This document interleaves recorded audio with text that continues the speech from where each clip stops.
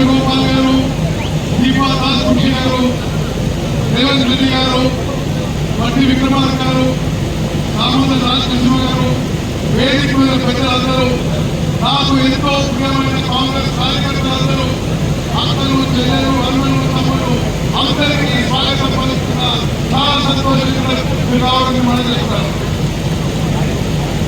आज यहाँ हम कांग्रेस पार्टी का मैनिफेस्टो इनॉग्रेट करने आए हैं। मुझे याद है कुछ महीने पहले हमने तेलंगाना में आपसे वायदे किए थे, ऐसी मीटिंग थी, हमने अपनी गारंटी की बात आपके सामने रखी। वही काम हम नेशनल लेवल के लिए आज कर रहे हैं। కొన్ని మాసాల క్రితం ఇక్కడే తెలంగాణ శాసనసభ ఎన్నికల ముందు మా గ్యారెంటీ ఇక్కడే ఆవిష్కరించాం.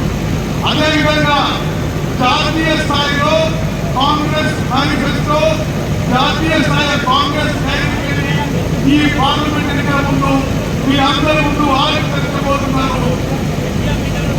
हमने